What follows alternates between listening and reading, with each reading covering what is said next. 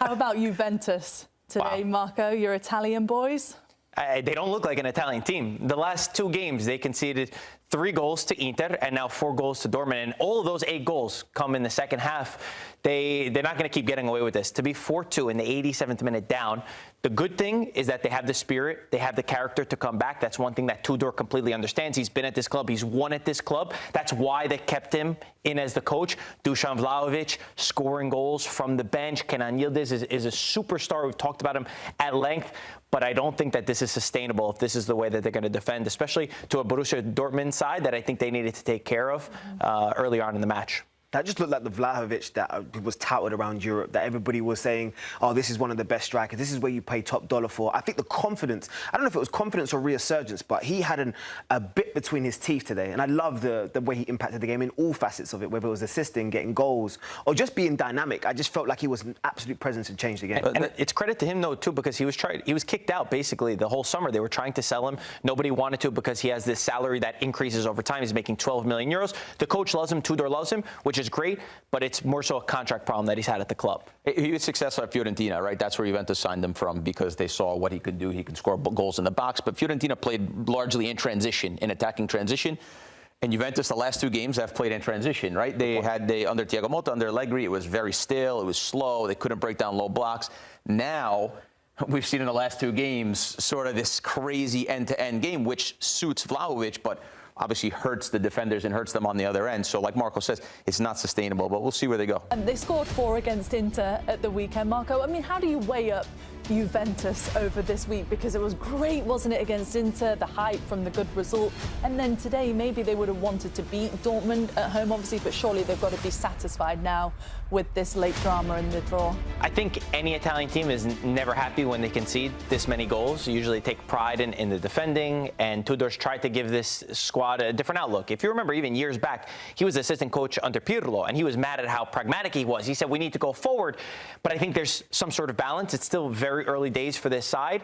The bad news is the goals conceded and how easily they can concede these goals and how many mistakes they're making, even against Inter, backing off and always dropping off and showing them a little bit too much respect. But the good news is, and the thing that I will take away, is at least there's a character from this team. At least there's a spirit to fight back.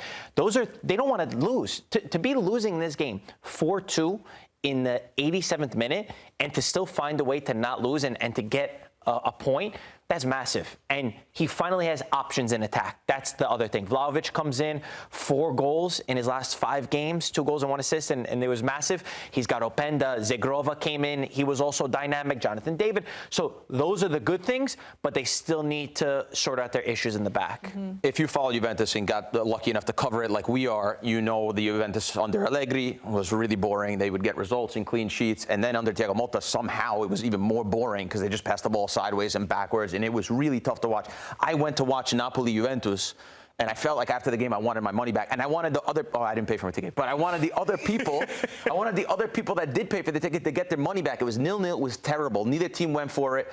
So if you followed Juventus and covered it like we have, we also followed them for our whole lives. This is good. This is really good that they can score this many goals, that they can show character, that they can go in this sort of yo-yo game and compete with some of the best teams, because Borussia Dortmund's a good team.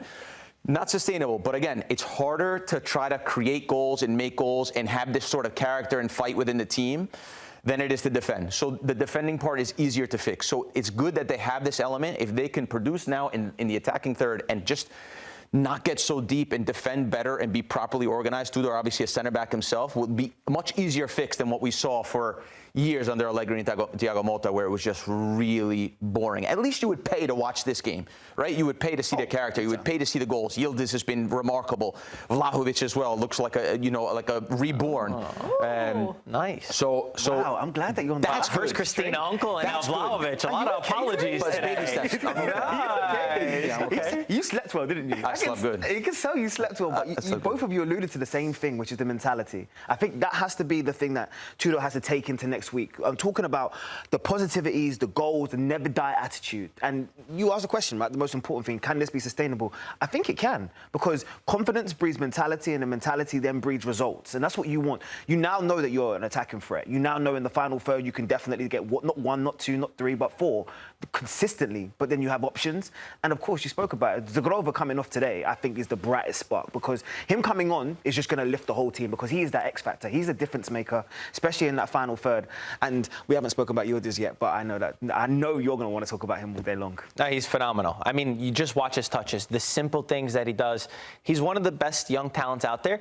He's been doing it in Serie A. We've been able to follow him, but now Champions League is a different stage. Champions League is where there's more eyeballs on you. That's where the rest of the world learns who you are. Maybe a bad thing, because then his market value rises and the big teams want to snatch him up. But on the flip side of all this, Borussia Dortmund is always a hard team for me to judge, because domestically they could be so poor, and in the Champions League they'll be able to turn it on, and you really never know what to get. So it's hard for me also to judge the opponent that this Juventus had, because I knew they would expose them in the back with this Borussia Dortmund side, with the way that their backline is, but I didn't expect them to get into this chaotic of a match. I mean, it was just 2 seasons ago, wasn't it, that Dortmund made it all the way to the final against Real Madrid, and you thought, well, could they pull off this epic upset? We've really started to see like the remnants of the old days of Juventus with Del Piero and Nedved and some of the greats. They've just been crying out, haven't they, for some sort of attacking flair, for some personality. And Igor Tudor, I mean, it must be such a special moment for him, because we know he wasn't the first choice for Juventus. They were looking at a lot of managers to come in and try and replace him. And this week in particular feels a bit of a turning point, doesn't it?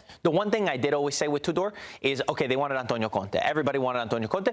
If you couldn't get him, I like that they kept Tudor. They didn't just change just for the sake of changing, right? He did his job to get the team to the top 4. He needs a preseason. A coach deserves to be a preseason. He understands the team, and I think he's a good man manager. If you hear what he says, even after this game, he said, guys, there's no starters. You got to prove to me every single week. I'm going to start Vlahovic. I'm going to start David. That's a good thing. And the fact that Tudor grew up in the youth system, I watched him when he was playing for the next-gen team.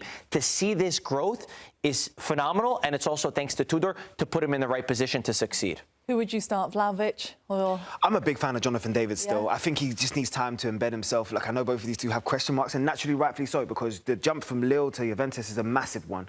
But if you come and you want that responsibility and you want to announce yourself on the European stage, this is the time to do so. Vlahovic is on a recovery. And when I say a recovery, I'm talking about he's almost on a redemption tour at this moment. 4 and 5 right now. And spoke about, it's the confidence that I'm seeing in him. He's not second-guessing himself. He's not thinking about, and that's a finish of someone that I personally believe knows that I should be the starting striker, and he wants that responsibility as well. When you have those level of competitiveness within your squad, it can only build positivity. That's what I look at it, right? The building blocks are there for you. And So that's who do what you start want. next week? Well, you have to start Vlahovic, because look at the performance coming off the bench. You saw the way his teammates crowded around him. They all knew, and they pointed him and pointed to the crowds, and they let him know this was the game changer. So he has to be one of the first names on the team sheet. Grell, you agree quickly? You're listening too much to Christina Uncle. First he said David, then he said Vlahovic. That's my front too. I play with both of them. That's my front too. So who would you go with? No, right now with the form and also the piece that fits better is Vlahovic right now. Okay. At this moment in time. But again, that's football. Football, you know, obviously things change. And I just don't think Jonathan David, I'm not convinced, because he likes to drop in so much. He's a smaller frame. Vlahovic looks good, and especially in transition, he looks like he can score goals.